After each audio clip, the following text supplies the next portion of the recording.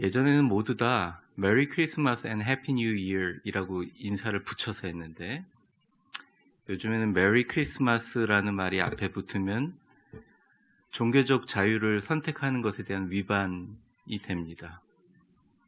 캐롤을 길거리에 트는 것은 저작권 위반이고요. 지금도 조마조마하지만 창문 밖으로 있는 연립주택에서 만약에 우리의 찬송 소리가 귀에 거슬리면 성탄의 찬양과 캐롤을 들으면서 민원을 제기할 수 있습니다. 그러면 우리의 목소리를 줄여야 하죠. 이런 가운데 맞이하는 이 성탄절, 진짜 성탄절의 의미가 무엇인지 한번 살펴보는 시간을 가지려고 합니다. 일단 성탄절이라는 자체가 말이 안 되는 이야기입니다. 낮고 천한 인간의 몸을 입고, 그것도 인간이 아니라 전능하신 하나님이 우리를 위해서 이 땅에 오셨습니다. 무엇 때문에 오셨을까요? 무슨 목적으로 오셨을까요? 아무리 생각을 해봐도 전능하신 하나님께는 이해가 되고 이익이 될 게 하나도 없습니다. 사실 격떨어지는 일입니다. 전 세계의 많은 종교인들의 인구 가운데 차지하고 있는 부디즘이라고 하죠. 불교 가운데 석가모니처럼 왕가에서 태어난 것도 아니고 사실 그 추운 겨울에 웃돈을 주고 제대로 된 여관비 하나 마련하지 못할 경제적인 형편조차 안 되는 가난한 부부, 그리고 말이 여물을 씹어먹고 뱉어내고 갈아주는 그 동물들의 식기 도구 위에 이부자리를 깔고 그곳에 아이를 누이신 그 태어난 것이 어떻게 전능하신 하나님 자신에게 영광이 됩니까? 여러분들은 이해가 되십니까?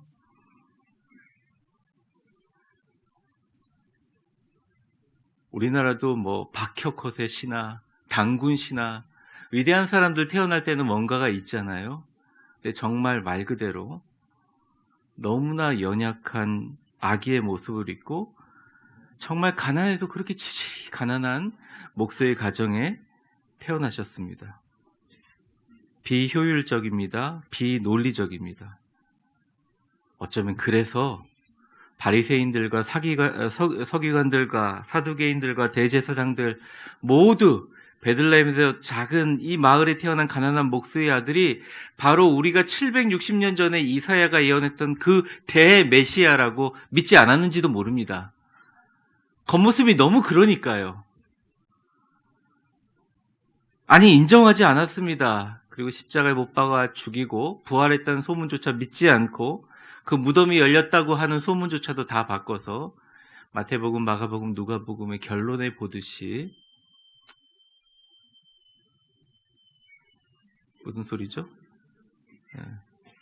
결론에 보듯이 예수의 제자들이 예수님의 시체를 훔쳐가지고 부활한 것처럼 꾸몄다라는 소문이 지금도 이스라엘은 믿고 있습니다. 그리고 이스라엘 사람들은 지금도 그 위대한 메시아, 이사야서 7장 14절 처녀가 잉태하여 아기를 낳을 것인 그 이름을 임마누엘이라 하라 하는 위대한 메시아를 기다리고 있습니다. 사실은 유태인에게는요, 수많은 성지 순례자들이 이스라엘에게는 관광 수입원일 뿐이죠. 하나님이 왜 그런 무모한 일을 했을까? 그 비밀은 오늘 첫 절에 있습니다. 11절 보여주세요.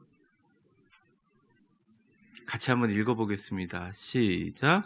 오늘 다윗의 동네에 너희를 위하여 구주가 나셨으니 곧 그리스도. 여기서 가장 중요한 말은 너희를 위하여라는 말입니다. 다윗의 동네에 너희를 위하여 구주가 나셨다. 구원하시는 주님이 나셨는데 그는 그리스도다. 그리스도는 모든 문제를 해결해 주는 자, 기름 부은 자, 메시아라는 말이죠. 주시니라. 이 모든 비논리적, 비효율적, 비가치적 탄생의 목적이 바로 성탄의 목적이고 그것이 바로 우리가 성탄절을 기뻐해야 될 이유인데 그게 뭐냐? 우리가 그냥 크리스마스가 아니라 메리, 즐거운 크리스마스 해야 되는 이유가 뭐냐? 그것은 바로 너희를 위하여 라는 단어 때문입니다. 그냥 쉽게 설명을 드릴게요. 몇 년 전에 절대절명의 재난 현장에서 아들을 살리기 위해서 아기였죠. 아기를 살리기 위해서 자신도 큰 부상을 입었지만 사진 내리세요. 어린아이를 살리려고 무리하다가 아들은 살았지만 그 자리에서 절명한 어머니의 이야기를 들은 적이 있습니다. 여러분, 이 행위를 두고 누가 비논리적이다, 비효율적이다, 효율성 얘기하지 않습니다. 여기 계신 부모라면 누구나 그 심정, 그 어머니 심정 이해할 수 있습니다. 여러분이라면 안 그러겠습니까? 여러분이라면 여러분의 자녀가 버스가 완전히 반파된 상태에서 아이가 피를 흘리고 바닥에 있는데 톱으로 그 버스를 잘라가지고 사람을 먼저 올리는데 자기가 먼저 가겠습니까? 애를 올리기 위해서 자기도 온몸이 찢어지는 상태에서 아이를 먼저 올리겠습니까? 여기 있는 누구도 그 행위에 대해서 자기 자신을 위하여 효율성과 논리성 이야기하지 않을 겁니다. 여기 계신 부모님이라면 그 심정을 이해할 수 있습니다. 인간이 성숙되어져 가는 가정 가운데 두 가지가 있는데, 첫째는 내 인생이 내 뜻대로 안 된다는 사실을 깨닫는 것이고, 두 번째는 부모로서 내가 자녀를 위하여 모든 것을 할 수 있다는 것, 그리고 우리 부모님도 나를 위해 그러셨다는 걸 깨닫는데 성숙이 있다고 합니다. 가끔 제 자신도 자녀들의 고통을 만약 저에게 다 주셨으면 좋겠다라고 생각할 때가 있습니다. 여기에 해답이 있습니다. 성탄절 기뻐해야 되는 이유? 오늘 하루 직장 안 가고 쉬기 때문에 기뻐하는 거 아니에요. 성탄절을 기뻐해야 되는 진짜 이유는, 성탄절을 기뻐해야 되는 진짜 이유는 너희를 위하여 바로 우리를 사랑하시는 부성애적, 모성애적, 하나님의 비논리적, 비효율적 사랑 때문입니다. 독생자를 보내셔서 죽이시기까지 사랑하신 거죠. 아무 이유 없이 사랑한 거죠. 어처구니 없어서 사랑한 거죠. 어처구니가 없기 때문에 감동이 되는 것입니다. 말이 안 되니까 감동이 되는 거죠. 손자, 손녀를 안고 있는 할머니, 할아버지들에게 제가 가끔 묻습니다. 뭐가 그렇게 좋으세요? 목사님 너무 예뻐요. 너무 사랑스러워요. 근데 그런 반면에 어떤 분이 있습니다. 네 애는 네가 키워라. 내가 자식 농사 졌으면 자식이 자식 농사까지 지냐? 둘 중에 어느 게 더 효율적으로 보입니까? 나는 문화교실도 가야 되고 노래교실도 가야 되니까 며느라 걔는 걔가 키워라. 응? 알겠지? 올 때 선물 들고 오고. 그게 아니라 며느리보다 내가 허리가 더 안 좋은데 손자 손녀를 안으면서 세상에서 느낄 수 없는 최고의 행복을 느끼는 것을 사랑이라고 하고, 그 사랑의 힘을 어떤 세상의 논리와 효율로도 이해하지 못하게 가슴을 울리는 사랑이 진짜 사랑이라는 거예요. 왕가의 가족에 태어나서 보리수 나무 밑에서 진리를 깨닫고 세상의 모든 것은 헛되기 때문에 열반에 이르는 것이 진리라고 얘기하는 뛰어난 사람을 믿는 것이 종교가 아니라, 하나님이 이 땅에 태어나서 우리가 모든 사는 삶 가운데 우리를 위하여 팔짱 끼고 계신 하나님이 아니라 직접 내려오셔서 우리를 위해서 죽으신 그 비효율적인 사랑, 비논리적인 사랑, 이해가 안 되는 사람, 또 더 안 좋은 것은 그 안 되는, 말도 안 되는, 용서해서는 안 되고 잊어서는 안 되는 그 아픔을 품고서도 십자가의 사랑으로 사랑하라고 우리 강요하는 이 사랑이 정말 말이 안 되지만, 이 사랑이 진짜 우리가 성탄에 기뻐할 수 있는 진짜 사랑이라는 거예요. 그게 진짜 사랑이라는 거예요. 목사도 힘듭니다. 그렇게 사랑하기가. 여러분들은 쉬울까요? 어려우리라고 생각합니다. 근데 그럼에도 불구하고 주님 그거 기억해라고 성탄절을 주신 거예요.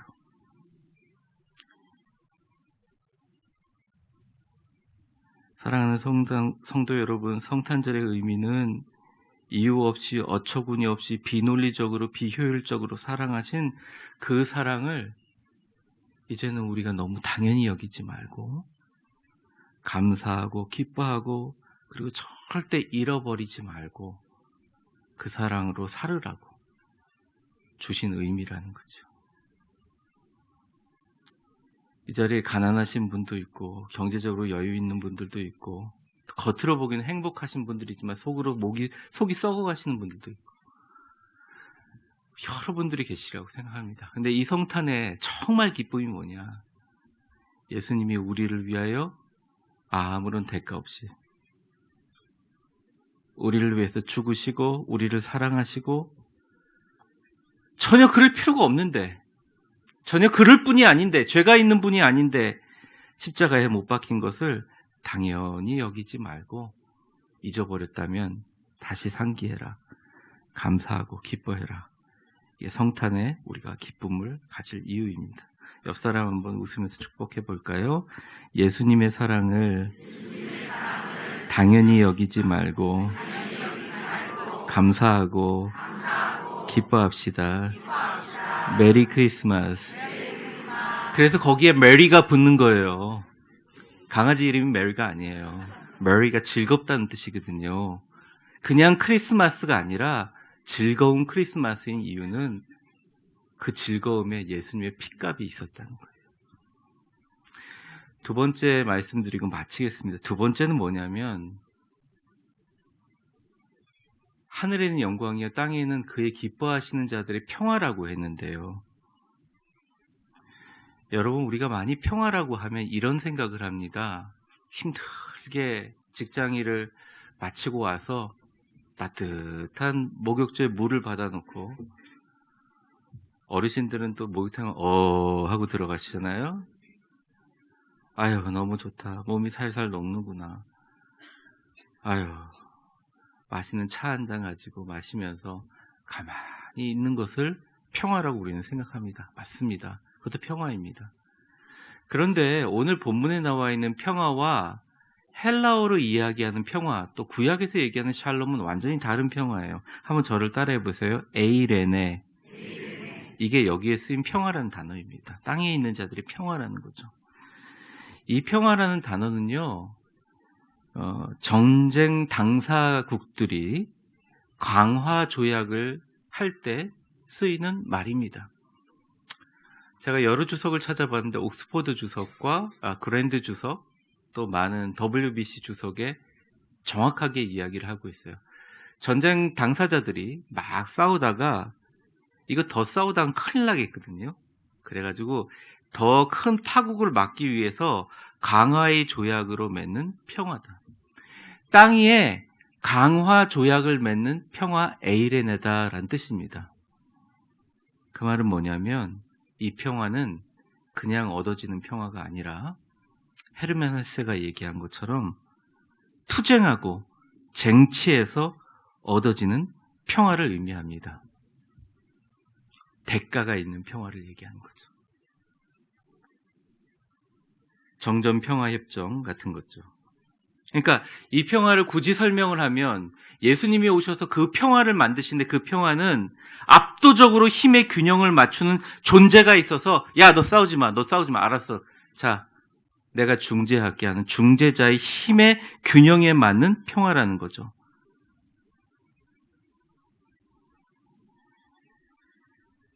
여러분, 우리나라 역사 가운데 북한과 한국이 6.25 전쟁 이후에 정전협정을 맺을 때 세계 최강대국인 미국이 중재를 했던 것처럼 강력한 힘에 의해서 견제하고 힘의 균형을 맞추는 그런 평화를 성경에서 말하는 그 평화라는 거예요. 예수님이 오면 그런 평화가 이루어진다.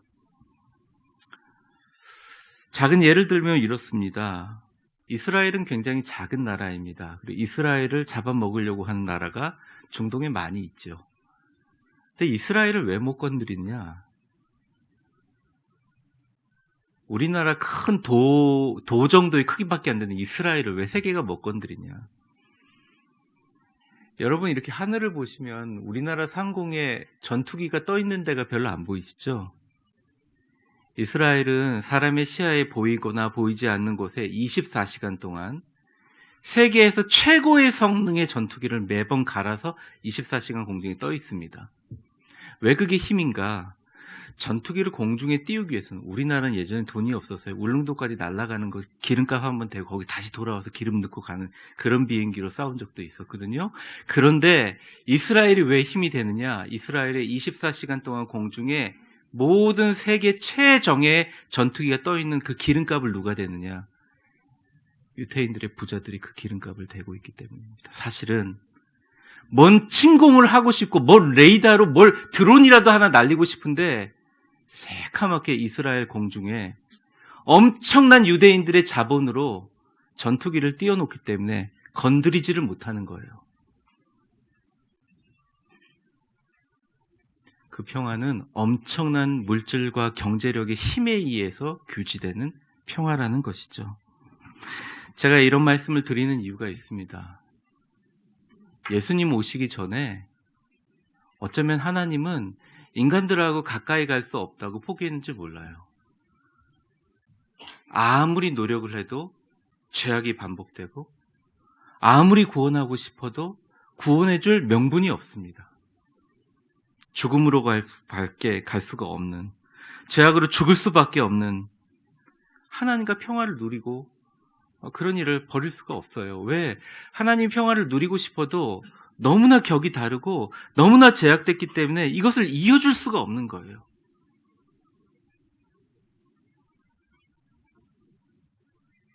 죽을 수밖에 없는 우리가 하나님께 평화를 누리고 자녀가 될 수 있었던 이유는 압도적인 중재자가 있었기 때문입니다. 그 이름은 예수요, 인간의 몸을 입고 신성도 경험하며 죽으시면서까지 우리를 사랑하신 십자가를 지신 인간의 몸을 지었지만 본성은 하나님이신 그 존재가 자기 자신을 깨트리면서 압도적인 권세로 중재해버린 거예요. 영접하는 자, 그 이름을 믿는 자에게 하나님의 자녀가 되는 권세를 주셨으니.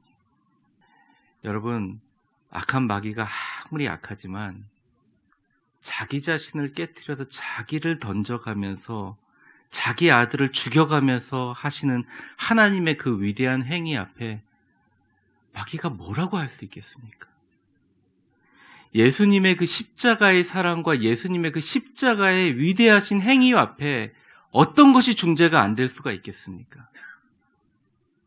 여러분들이 누리는 평화와 권세는 예수님이 우리를 위해서 죽으시고 그 대가로 이루어진 핏값으로 이루어진 평화라는 것을 예수님이 탄생한 날을 기념하여 다시 한번 되새기라고 성탄절의 의미를 주신 것입니다. 대가가 없는 평화는 없습니다. 어처구니 없는 하나님의 사랑과 예수님의 핏값으로 얻어낸 평화를 기억하는 크리스마스가 이제는 됐으면 좋겠습니다. 여러분, 나가시면서 성탄절에 기쁨의 떡을 나누시기 바랍니다. 또 많이 웃으시면서 악수하시고 안아주시고 기뻐하셨으면 좋겠어요. 근데 이 성탄의 기쁨과 사랑과 평화는 그저 이루어진 게 아니라 예수님을 기억하라고 주신 거죠. 저도 한번 가보고 싶은데 미국에 크리스마스 명소가 있습니다. 사진을 한번 보여주세요. 여기가 일루미네이션 투어라고 해가지고요, 보스턴 근처에 있는 소머빌 광장입니다. 이 소머빌이라는 이 빌리지는 그 일루미네이션, 이 조명으로 이렇게 잘 장식해가지고 크리스마스에 이 작은 마을에 다 와서 이런 행복한 여러 가지 상황들을 보면서 예수님의 탄생을 기념하는 마을이었어요. 네, 한번 쭉 보시죠. 네, 이 정도까지입니다. 근데 이 마을에서 몇 년 전 이 시청 앞에 아주 거대한 아기 예수님 탄생 장면을 이렇게 인형들하고 조명으로 이렇게 설치를 해놨는데, 한 장난이 아주 심한 청년이 다른 건 다 가만히 두고 아기 예수만 썩 빼가지고 훔쳐갔어요. 아기 예수. 처음엔 돌려주겠지 기다렸는데 성탄절이 가까우는데 안 돌려주는 거예요. 난리가 났습니다. 시청에서 방송을 하고 라디오에서 하고 그다음 TV 기자들이 막 마이크를 대고 도대체 우리 아기 예수님은 어디 갔나요? 막 이러면서 찾기도 하고, 진짜 아무 죄를 묻지 않을 테니까, 오히려 상을 줄 테니까 제발 아기 예수만 그 자리에 갖다 놔라. 마지막 사진 좀 보여주실래요? 마지막 사진. 그림, 그 사진 중에서. 네, 요렇게 생긴 건데, 내려주세요. 네. 2019년 사진입니다. 몇 년 전 일이에요. 아기 예수만 좀 갖다 달라. 용서해 주겠다. 안 갖고 오는 거예요. 어떤 아기 예수를 다시 만들자. 왜 아기 예수를 2개로 할 수 없다. 뭐 그러면서 막 난리가 나는 거예요. 그 아기 예수는 찾아야 되는 거 아니냐. 그러다가 그 청년이 자수를 했어요. 제가 술 먹고 그 예수님 훔쳐갔는데 갖다 놓습니다. 그때 이후로 소모빌 주민들이 좀 깨달은 바가 있던 것 같아요. 엄청난 화려한 장식과 수많은 크리스마스 장식이 있어도 결국 크리스마스는 예수님이라는 주인공이 없이는 의미가 없게 되는구나라고 깨달았다는 거죠. 어쩌면 여러분 크리스마스의 감격을 오늘로 잘 마무리하고 내일부터 싹 잊어버리고 살지도 모릅니다. 근데 영원하신 그 예수님은 임마누엘로 우리 근처에 와 계시고 우리를 사랑하시고 우리를 위해서 죽으신 하나님의 비논리적인 사랑과 예수님의 핏값으로 얻은 평화는 예수님이 없이는 가능하지 않다는 거예요.